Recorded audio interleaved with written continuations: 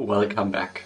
In this video, we'll have a closer look at the analysis phase of Get It Out, and specifically how you can use your existing or potential clients to learn a lot more about them so you can tailor your offer to their needs and really create messages that resonate with them, attract them, and convert them. So let's jump right in. So welcome back to Get It Out. We already advanced to the second phase analysis, and if you've gone through the series step by step, then kudos, you've really made a lot of progress, especially after finishing buyer personas and benefits. So let's look at how you can analyze your clients to gain deeper insights. And the important thing is that this client analysis is very helpful in the context of building your buyer personas. And I will be referring to lots of the terms and theories behind buyer personas in this video. So if you haven't watched that one, please have a look at the buyer personas video, which I will link in the description below. So here in the analysis section, we go to clients, and this is where you can add like a few exemplary or ideal clients of yours. And again, not to confuse that with buyer personas. The buyer persona is like this abstract ideal client of yours, versus here in this clients section of Get It Out, this is real life clients of yours, right, that exist. And what you do, let's have a quick look. Let's just take here the first one. Let's say the Harvard Business School online would be a client of ours. Maybe we are a course creator or an educator. So this is one of our clients. So when you add new clients, there's a few details you can put in there. So their name, their main website, their symbol and logo, their industries. But here, a very important detail is which of your buyer personas does this real client represent? And then you just choose from these. I don't have a corresponding one.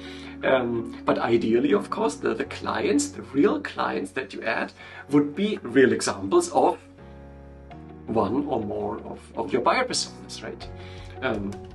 Social media, etc. The cool thing is when you add a new client, start by typing in just their website here in this website field. And after copy and pasting their website, you click this extract info button to the next, and then bear with us, it takes maybe 30 seconds, sometimes longer, and then Get It Out will automatically get your client's logo for you, will get their social media links for you, will get a nice screenshot of their website so that this is all populated for you. And once you've done that, you click the Save button and you've added your client. So one thing that Get It Out does with that actually is your client now becomes a building block.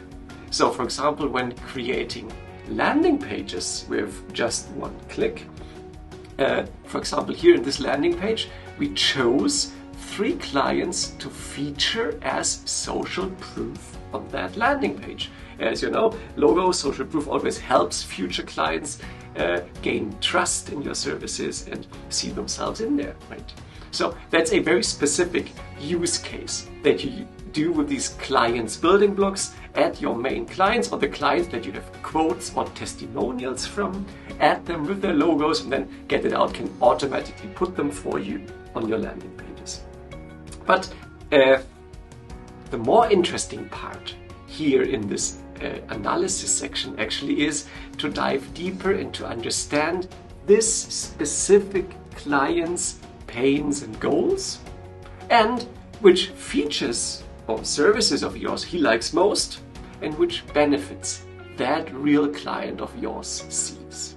So that's why I meant, if you haven't already watched this buyer persona video, again linked down in the description, where I go into a lot of detail what pains and goals are, and also watch the benefits video, again also linked down below, where I explain how features, pains and goals come together as benefits, so you understand the underlying concept. So I'm just referring to these other videos here.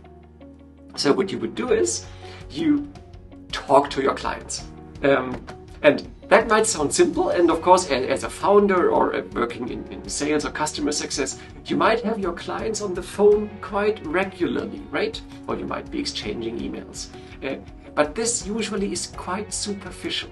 It gives you a first feeling, a first understanding of your clients, agreed, but it's not this real in-depth investigation where you would really try walking in their shoes, where you would really try understanding what their business is about, what their day is about, what their struggles are, what their goals are, right? This goes far beyond that.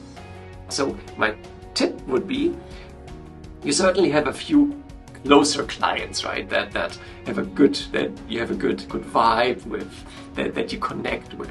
So just pick up the phone and schedule maybe 3 to 5 interviews with these clients. And then maybe take 30 minutes, 60 minutes. If you do it online, try to record that session like Zoom, just hit the record button.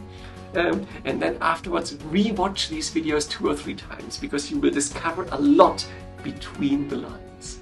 And also for these interviews, we have a really nice questionnaire that you can use as a guide that I will also link down in the video description.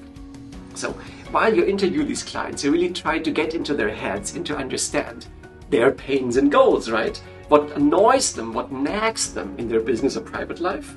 And again, same thing with goals, what they aspire to be or to do, where they wanna take their business, right? And then you just click that plus button. So let's say Harvard Business School, what could their pains be? Well, attract more students from abroad.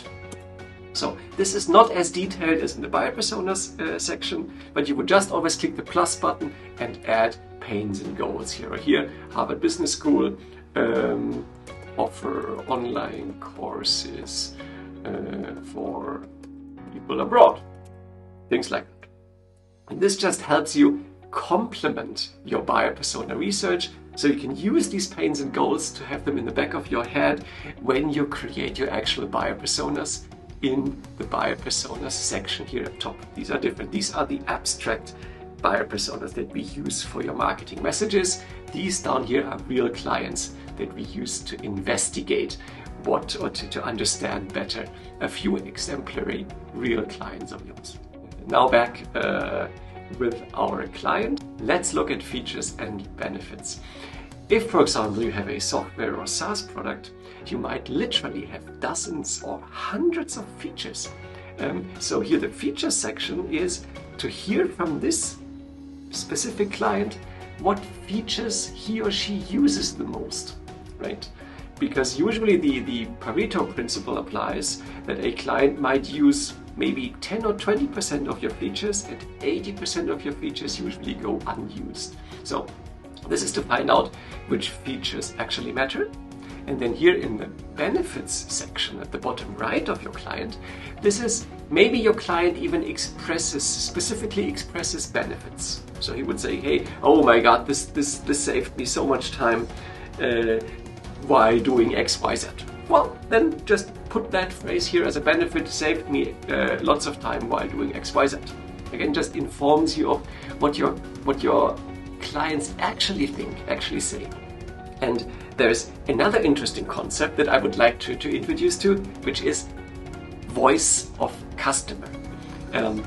So when you finally create your marketing texts, it's not at all about having fancy wording, having a pun in there, or creating creative headlines. The best headlines and texts you can create use the very words that your clients would use. That's hence voice of customer. So whenever you hear in these interviews something from your clients, or whether you copy and paste something from their emails or chats, don't change anything. Take the original sentence, the very words your clients use, and put them in here, because this is the best way to describe your product, to describe your benefits. Okay, so to sum up, this is the client's part of the analysis section. Again, it's marked as optional, so you can always come back to this later. But especially if you want to dive deeper into your buyer personas, it's a really good idea to interview maybe 5 exemplary real clients add these here so you can get this really good understanding of their pains and goals, features and benefits, and inform all the other areas of Get It Out. And finally, just adding them with their logos helps you use them as social proof in the marketing materials that Get It Out can generate for you. So that was a fun part. Thanks for bearing with me, and in the next video we'll look at the competitors and see how you can analyze these and even deduce which buyer personas your competitors are targeting and which pains and goals your competitors sees to sort of piggyback on their marketing research. So I'll see you in the next video.